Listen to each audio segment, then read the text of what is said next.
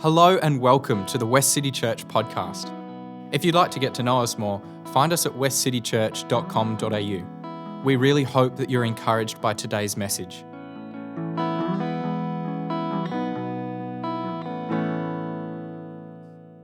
Sacraments are something that the church has. Is that better, Phil? Rob? Can you hear me? It couldn't before. Sacraments is something the church does that nobody else seems to understand. They're special events that have a significance in themselves, but also have a relationship to normal life, and they symbolise that aspect of normal life. We have 3 in our church. Other churches have 2 and 7 and sometimes more than that.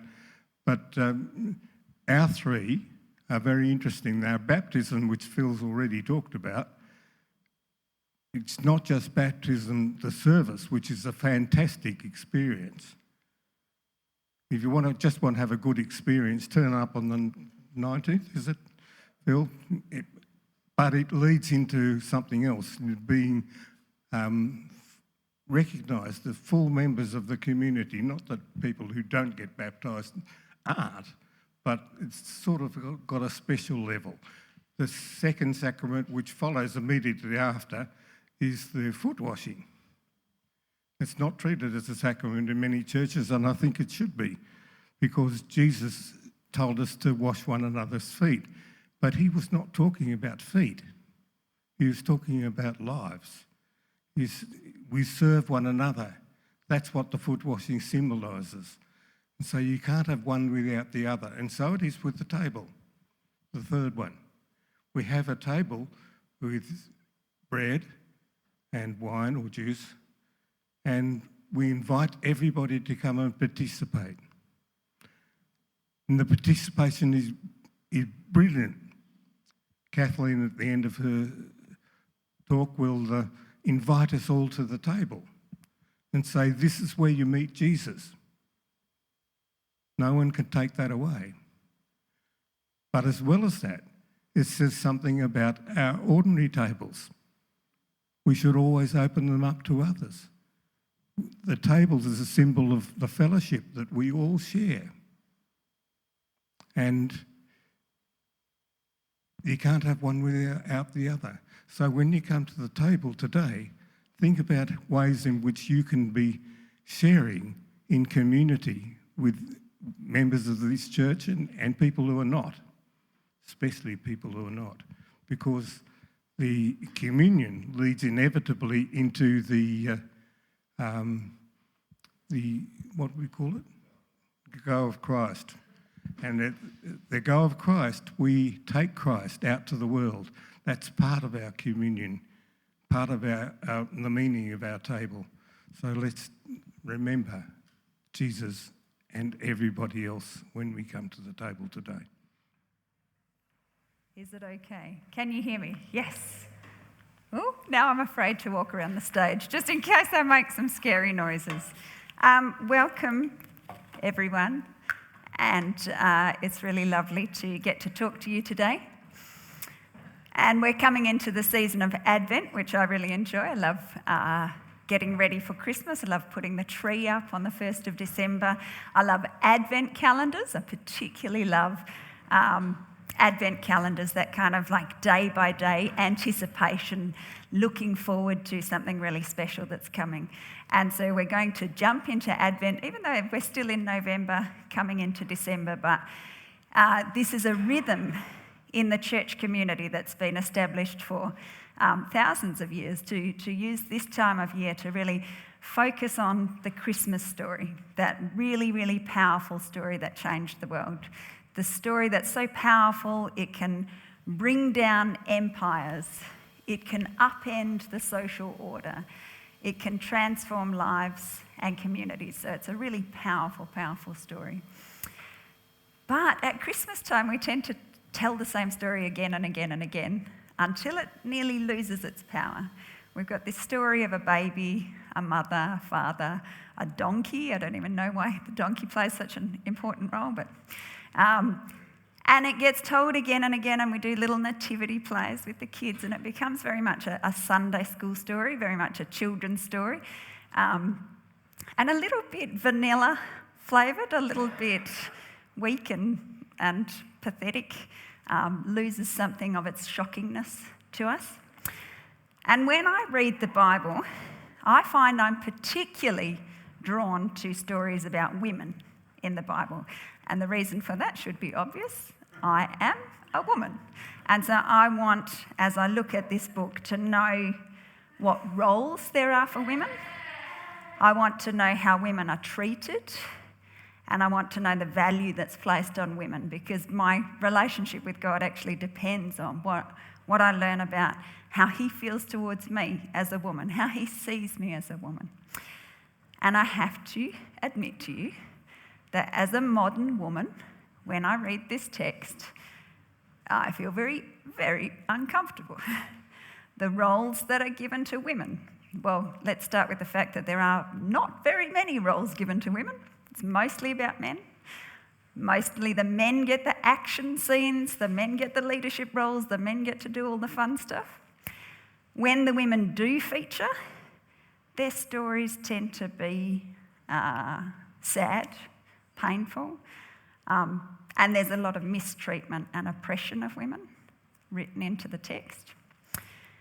And when I look at what values placed on women, it does appear that they're often given a minor role, often sidelined, silenced, and for me, that's very uncomfortable to read. But as I'm learning to read the Bible responsibly, I believe that we need to cautiously approach this text. We need to understand that the Bible comes to us, the Word of God, the inspired Word of God, but written by people in a context, in a time, in a culture. And so we have to take the time to understand that cultural context before we read and impose modern, Western, 2023, white suburbia, Wembley in particular, and try and read this text. And we also have to understand the literary genre, the design that has gone into writing this text, because I'm a speech therapist and a linguist. I'm obsessed with literacy. As a career, I actually teach teachers about literacy, so it really intrigues me, the narrative structure and the literary design of the Bible. And it is much, much cleverer and more sophisticated than most of us can see, because we've learnt to read and write as Westerners in English, and the text was not written in modern English. It was written in older languages, in ancient ways, when this was the only entertainment that people had, when people actually took the time to memorise and learn and to deeply ponder, to come back again and again and again and really take the time to understand the text. And that's something we don't do or we don't have, so it can be really easy for us to misunderstand and misinterpret the text. So given all that, when it comes time to Christmas, I get a bit frustrated with the fact that there's only one role for a woman at Christmas. And that's, who is that? Mary, yep. So she gets a lot of airtime around Christmas, and that's great. She does deserve it. But I'm really excited to tell you guys today that Mary is not the only woman in the Christmas story. There are a number of women in the Christmas story, and you may have never learnt to hear their stories and connect them with Christmas. And that's a shame, because these stories are not vanilla. These stories are not Sunday school stories. These stories are not even appropriate probably for you to bring up with your young children.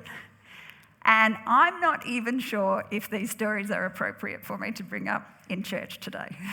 I've been feeling uncomfortable about this because it's so weighty. It feels important to me to treat these stories with dignity and honour.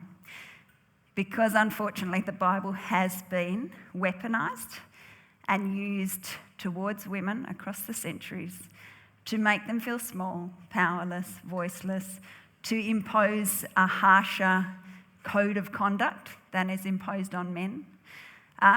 And I believe the Bible has been misused and misunderstood in those cases. I think that the authors of the Bible would have been horrified to see how it was used.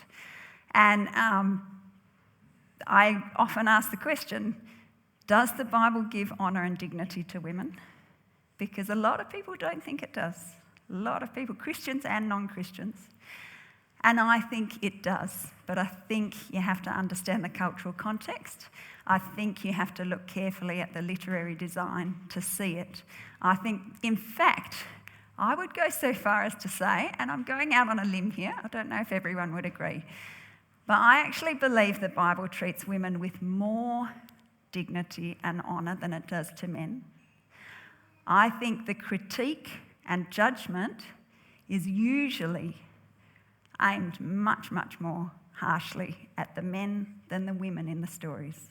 But I do think that because of our cultural lens, we can struggle to see that. We can assume and imply, particularly as women, because shame comes pretty naturally to us. And so if it feels like shame, we're going to hear it like shame. So, you with me?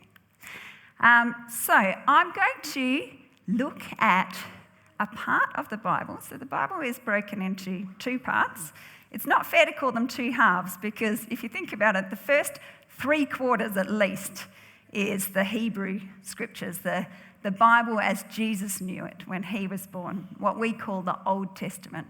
And this little section at the end is the New Testament, much smaller, but intensely powerful. If you think about what this text has done to transform the world and to transform the world for us women, it is an incredibly powerful set of writings. The New Testament has the Gospels at the beginning with the life and death and resurrection of Jesus, and then the New Testament history and letters in the short time period after that.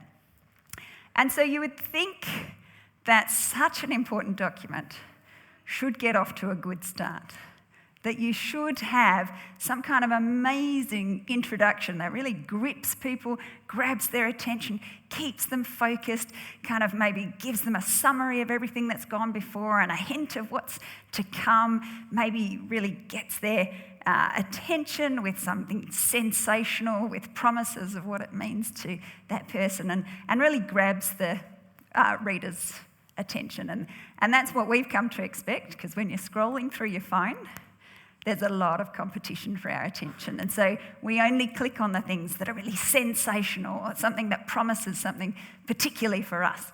So we're not used to things that are a bit more boring.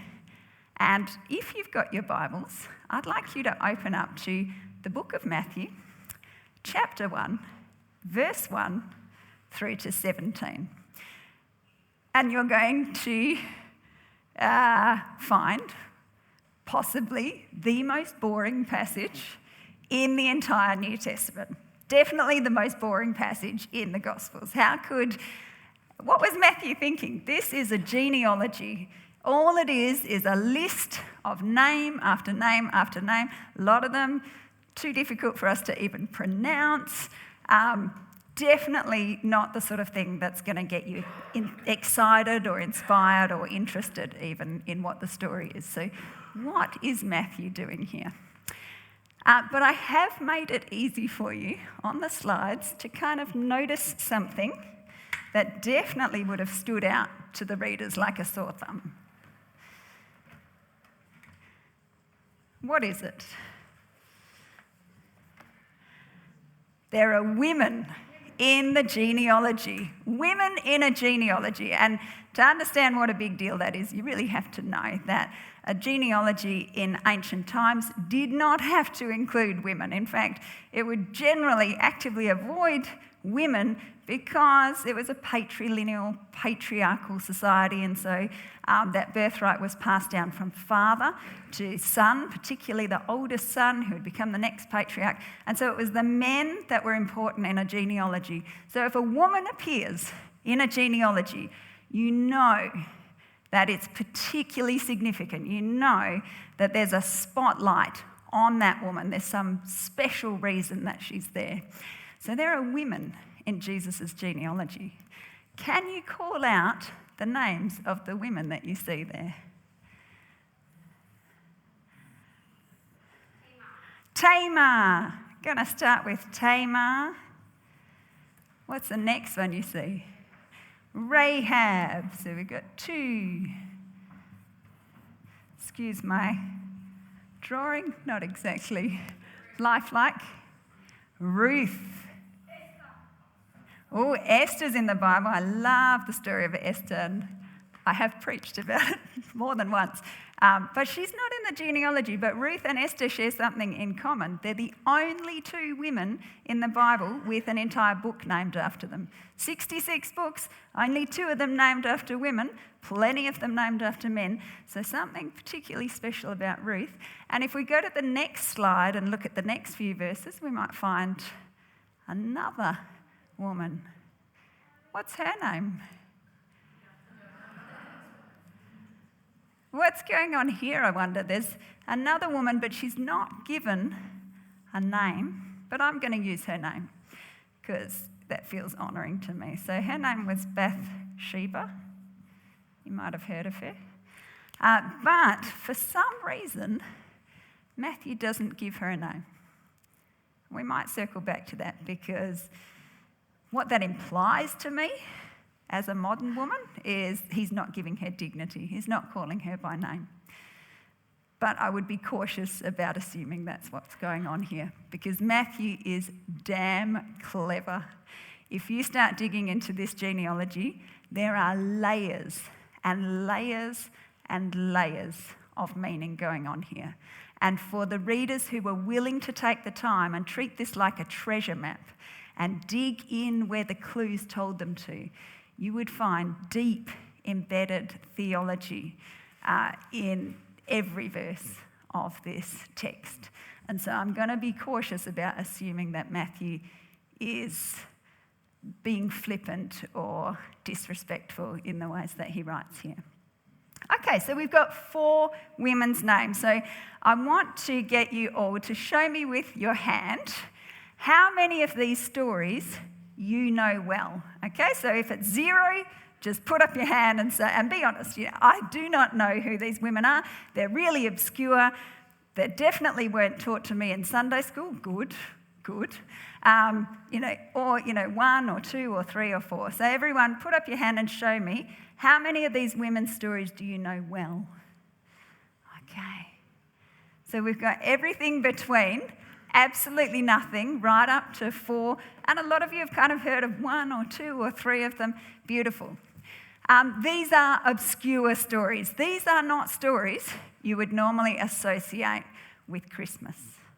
But trust me, Matthew has actually deliberately, strategically woven these stories in and made it very, very clear that these stories tell us something about Christmas.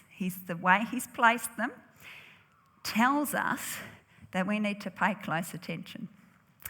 So one thing that the Bible does is, and one of the reasons it's really hard for us to read and understand in modern ways, is it uses different structures to commentate on itself.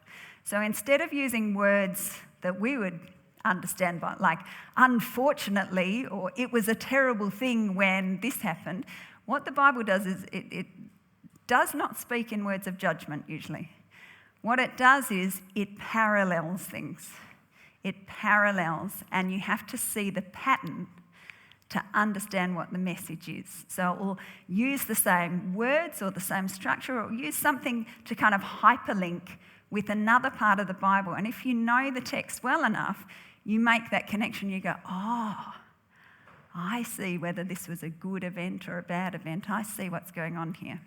So what we need to do, given that there are 4 women's names, and there's 40 men in the genealogy. Before you get to the Holy Family, Jesus, Mary and Joseph, you've got 40 men, 4 women. So like I said, women don't get as many roles in the Bible.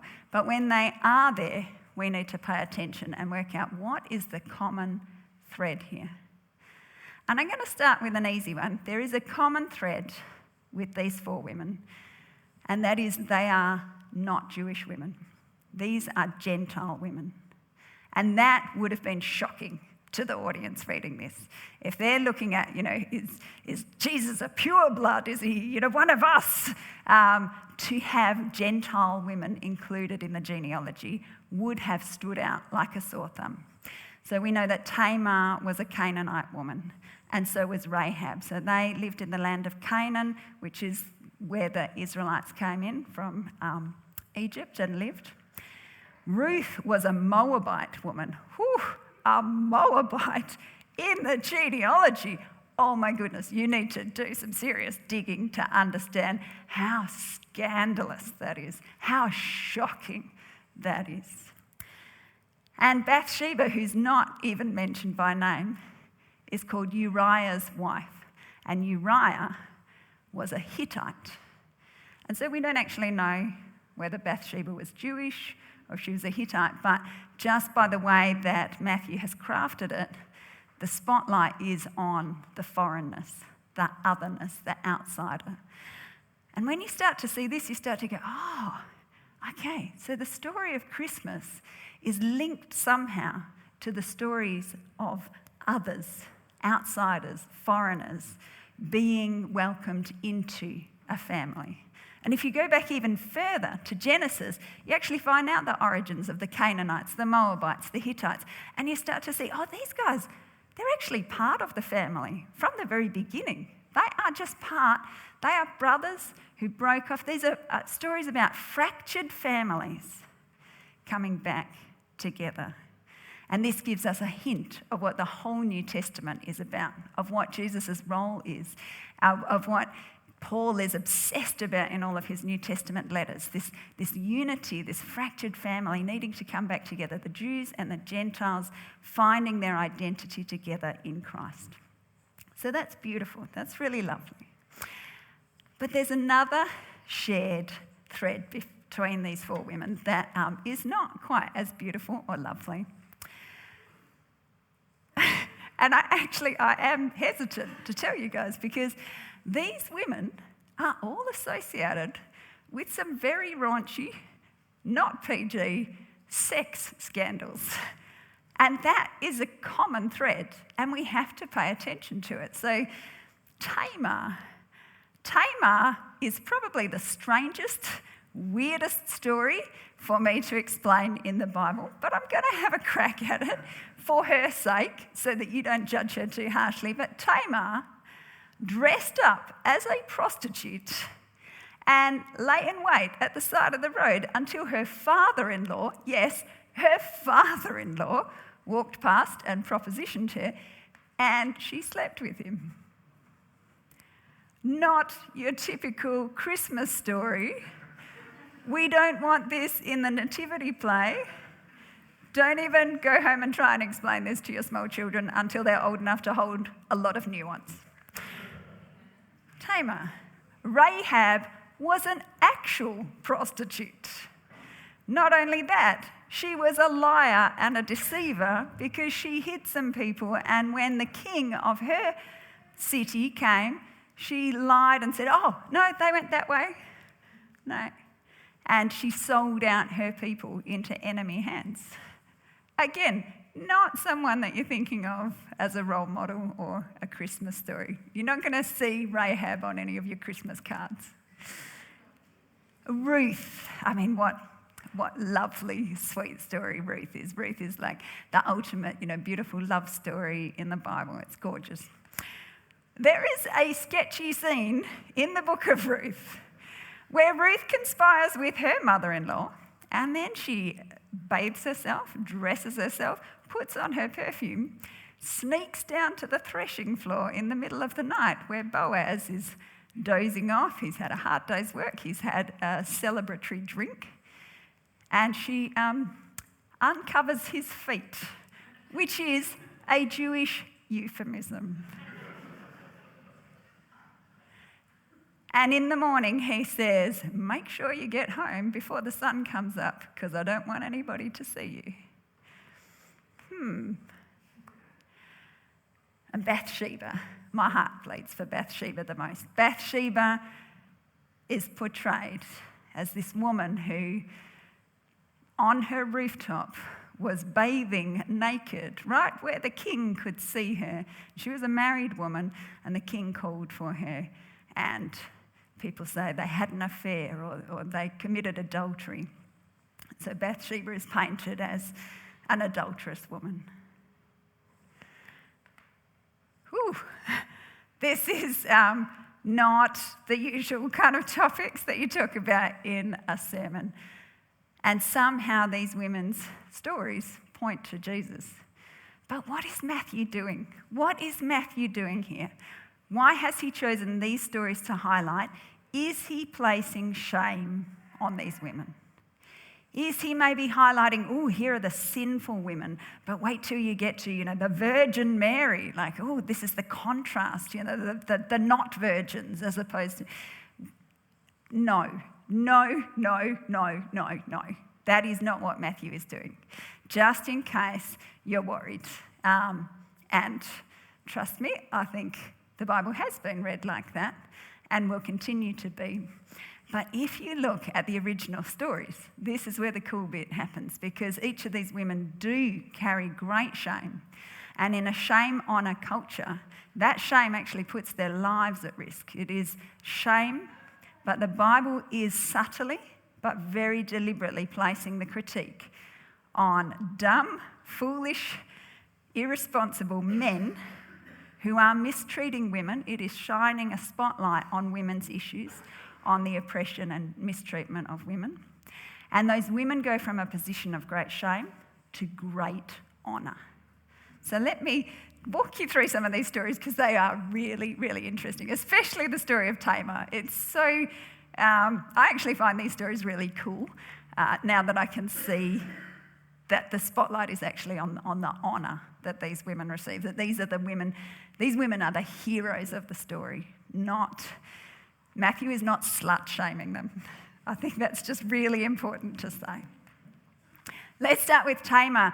To understand Tamar's story, you have to actually understand the social structure of that time, and it was a patriarchal structure, which meant that people lived in household groups of maybe 60 to 80 people, an extended family, and their servants and people associated with them. And the person who took leadership and responsibility for that whole group was the patriarch, the father. So it was called the father's house, the father's household. And so the patriarchs, and we hate the word patriarchy because it's come to be loaded with all sorts of other meanings, but the patriarchs actually were the good guys, or they should have been. The patriarchs had the responsibility for providing for and protecting the whole community. If somebody in that group got taken by kidnappers or something, they would have to lay down their life to rescue that person. They would have to, raise an army and go after the patriarch. His honour depended on him providing for and protecting his household. So it was meant to be a really important role. But Judah, the father of the Jews, Judah, if you think of Jewish people, they actually get their name from Judah. Tamar was his daughter-in-law. Judah had 3 sons. Judah did everything wrong. Judah did everything that his culture told him not to do and that the Bible told him not to do. First of all, he married a Canaanite woman. He had these 3 sons and he definitely didn't raise them right because the Bible paints them as total jerks. And he married the first one off to Tamar. And the first son is a really important role in a patriarch household. The first son, if the father dies, he will get a double portion. And he's going to take the responsibility to look after everybody on the father's death. But The first guy was a douche, according to the Bible, and he died before Tamar could have a child. And that was an issue, because in that society, the three groups of people that fell outside of the Beit Av, the father's house, were widows, orphans and foreigners. Widows, because the moment you weren't married, if your husband died and you didn't have a child, then you were not rooted in that household. You were kind of an outsider. And so the patriarch had a double responsibility to look after you, because you're now vulnerable. So the widows, the orphans, obviously, are the most vulnerable. They've got no parents to look after them. So again, the patriarch has to take that particular role of particularly looking out for the orphans, because they've got no one. And the foreigners, because they don't fit in the household. So again, the patriarch is called to give this extra amount of honour and attention to foreigners. And in the Old Testament, you'll hear it again and again till your ears bleed. Look after the widow, the orphan and the foreigner. Really, really important in that social structure. So Tamar's now a widow, and so they've got this system built in to protect the widow. So the brother is meant to step up to honour his dead brother, his dead older brother. He actually has to marry his widow, sleep with her and get her pregnant with at least one son, so that that son can inherit what the oldest son should have. She now has a place within the family. She's now protected. She's now got everything she needs. So it's an act of love. It's an act of honour. It's an act of a good man. It's weird to us, totally weird. We would not do this. But in that culture, this was actually how they provided and looked after each other. So Judah's second son turned out to be an even bigger douche, because he happily took Tamar for himself to use for his pleasure, and he chose to deliberately not get her pregnant. And so God didn't look kindly on him. He died. And Tamar's left in this awkward situation, because the third son is not quite old enough yet to marry her. And Judah, that lying, cheating ratbag, said, I promise you can marry the youngest one when he's old enough, but for now I'm going to send you back to your father's home, which was a way of bringing deep shame on her. He's not even taking responsibility. He's not even looking after her as part of his household. And she's stuck. Because she's now promised to the youngest son, she can't go marry anybody else. It's shame upon shame upon shame. This young woman has been deprived of what is rightfully hers, and this patriarch is acting like an absolute jerk. And he is the only person who can give her what she needs and what she legally is entitled to. And so when she takes off her widow's clothes and puts on the veil of a prostitute, she is boldly, bravely, creatively, heroically stepping into a space. She is unconventionally, she's got chutzpah, she's got sass, this woman. She is willing to put her life at risk, to take what's rightfully hers and to actually show up how Judah is behaving. And sure enough, she gets pregnant, he hears about it, and he's in a rage, and it demanded an honour killing in that culture. So she's about to be burnt. It's a real high intensity. It's so foreign, it's so repulsive to us, this story, but it's super cool, because she does the coolest move of all. And when she slept with him, she took as down payment some of his personal effects, so that she could return them to her for payment. And she sends him those items with a message saying, the man who got me pregnant owns this stuff. And he's on the way to an honour killing, and his honour is challenged, and he realises, and he says, you are more righteous than I am. And this is the story of the Bible. You are more righteous than I am. Righteous. A woman who dressed up as a prostitute to seduce her father-in-law is called righteous in the Bible. Can I have an amen? It's not your usual stories that you think of at Christmas. Rahab, she is one cool woman. Joshua sent in spies to check out Jericho because Jericho was like a border town full of soldiers and it was really in their way as they were coming into the land God had promised them. And so he sent in a couple of spies to check out the situation. And Rahab, the prostitute, took those spies in and hid them from the leadership of the town. And she said to the spies, the reason I've taken you in is because I have heard the stories. I have heard the stories of your God. And he is the only God. He is the only God in heaven. He is the only God on this earth. And all I ask is please, when you come for Jericho, please save me and my family because yours is the true God. And she stood up to the authorities of her place and she ended up... and the honour that's placed on Rahab to me is particularly cool. Because not only was she and her family welcomed and incorporated into the family of God, but she gets a shout out more than once in the New Testament as actually one of the strongest examples of faith that there is. In the book of Hebrews, there's a who's who of all the greatest characters in Scripture. There's Abraham and Moses and Rahab. I don't think we can ever really understand what a big deal it is to be in the same list as Abraham and Moses to a bunch of Hebrews who are looking back at their history. She is elevated to the highest position that a woman can possibly have in the Hebrew history. It's beautiful. Ruth, I love the story of Ruth. It's really beautiful. And I do want to, look, scholars don't know what happened on the threshing floor that night. Nobody will ever know. Most don't think anything happened because this story is actually written in parallel with Tamar's story. And Tamar's mentioned in Ruth's story very explicitly so that you know that this is a similar situation. But instead of it being a patriarch story, this time it's just slightly different. It's about a kinsman redeemer, which is a similar role to a patriarch. A kinsman redeemer is if there is someone who is close to your family, they're not quite part of your household, but they're close enough that you're a kinsman. You have that moral obligation that if you want to, you could rescue them and bring them into your family, but it will put your interests at risk, your financial interests, the inheritance that your kids are going to get. And as Ruth approaches that threshing floor where Boaz is, she's not asking for a one-night stand. She is asking boldly, bravely, unconventionally, heroically.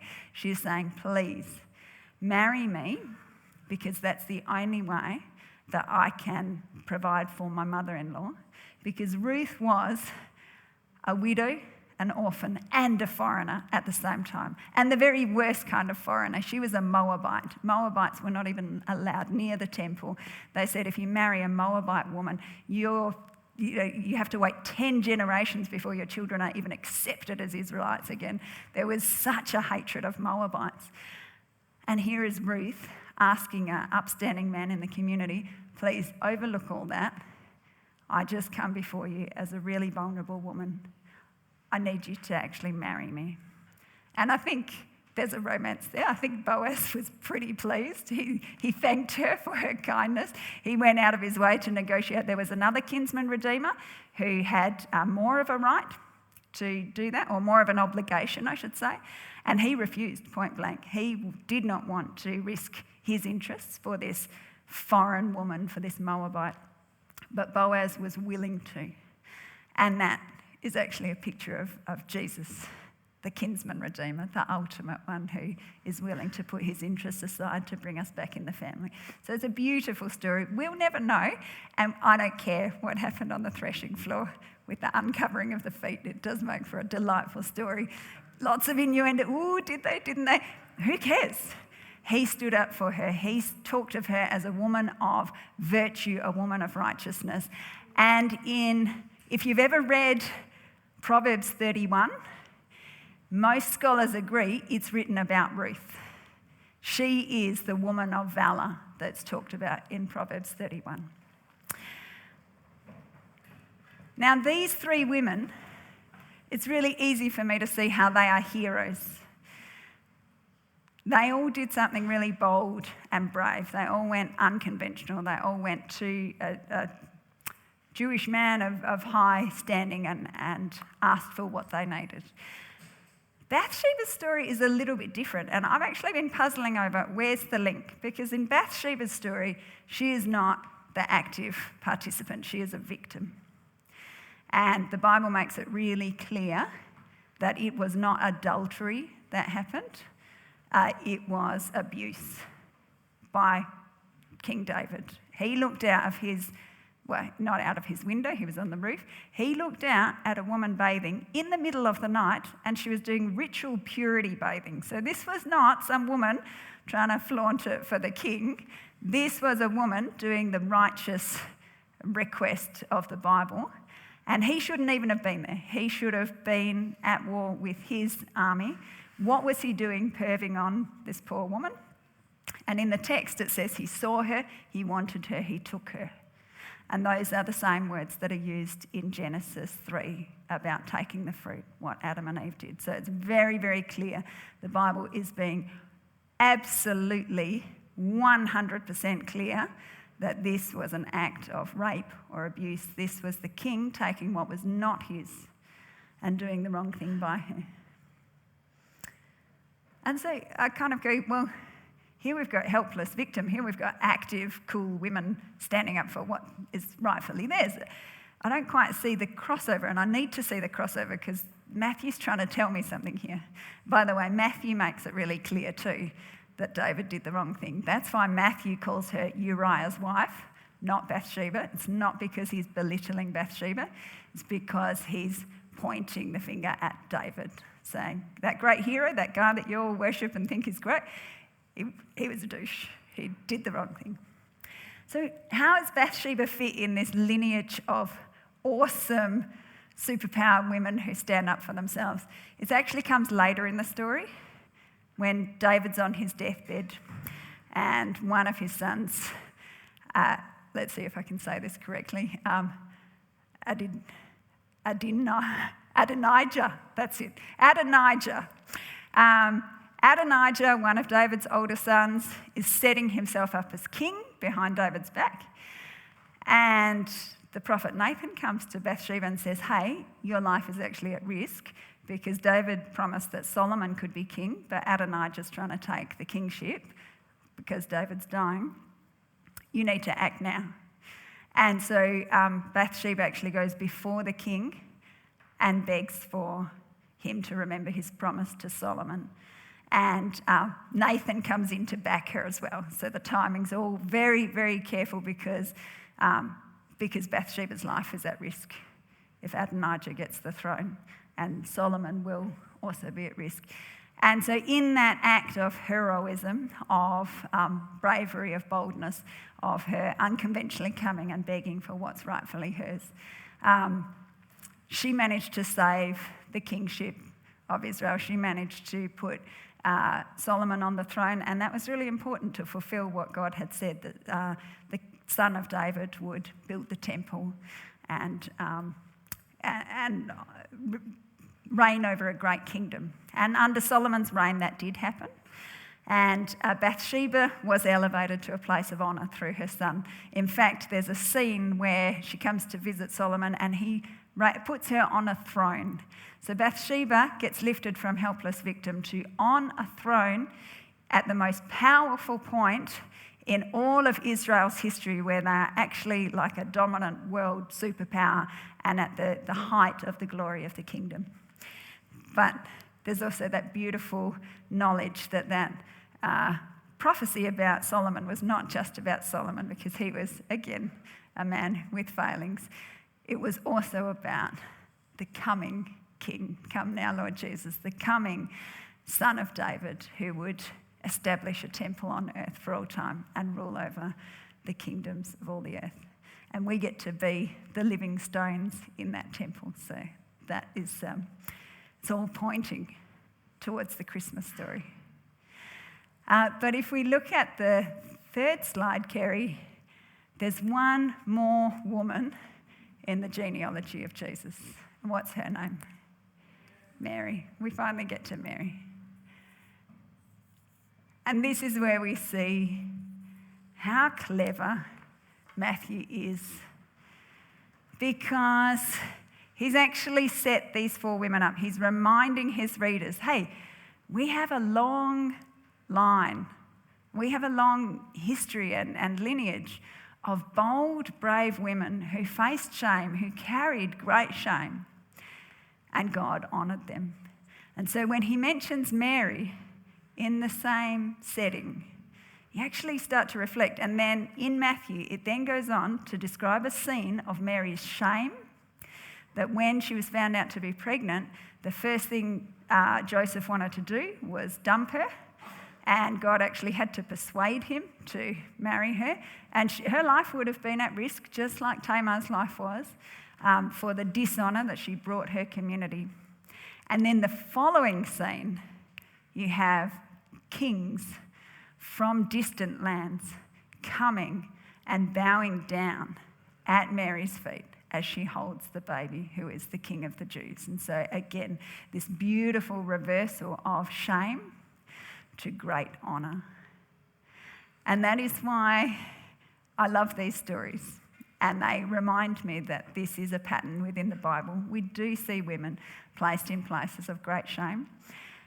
But the Bible authors are actually trying to shine a spotlight on women's issues, on the gendered violence, oppression and mistreatment that women in every time and every culture have experienced, to critique the men who cause those issues, but also to gently lift those women up and honour them and give them great honour. So again, I just love the stories of women in the Bible. And I'm going to ask that people come up for communion, because communion is a way where we get to live those themes of the Bible, those major themes, that major theme of the outsiders being welcomed on the inside, fractured families being restored to each other, that in our shame, men and women, God covers us with Jesus' glory, and we're raised to places of great honour. And so when we come together as a church and do communion, as you come to the front, know that there is a place for you at the table, a special place. And particularly if you feel like that outsider, if you're the widow, the orphan, the foreigner, if you're the poor, the sick and the lame, as they talk about in the New Testament, there's a particularly special place for you at the table. So I'm going to read the invitation to our table that we read every week. This is the table, not of the church, but of the Lord. It is made ready for those who love God and for those who want to love God more. So come, you who have much faith and you who have little, you who have been here often and you who come for the very first time, you who have tried to follow and you who have failed. Come, because it is the Lord who invites you. It is God's will that those who want God should meet him there. Come. How good was that message? Thank you so much for joining us. Each week at Westcity, we say a benediction together. We do this because we believe that the purpose of the church is to be a caring community for the world, and that as we go and serve others, we enter into Christ's work of welcome, restoration and healing, both for us and others. We believe that in doing so, we get to see and encounter Christ. So let's say the benediction together. We come together as the church to be reminded of the go of Christ. So we will go out and feed the hungry, go out and clothe the naked, go out and fight for justice, go out and end oppression, go out and proclaim anew the old story, go out and associate with those who don't look like us, think like us, act like us, and don't even like us. And we'll do it all in the name of the one who sent us. His name is Jesus.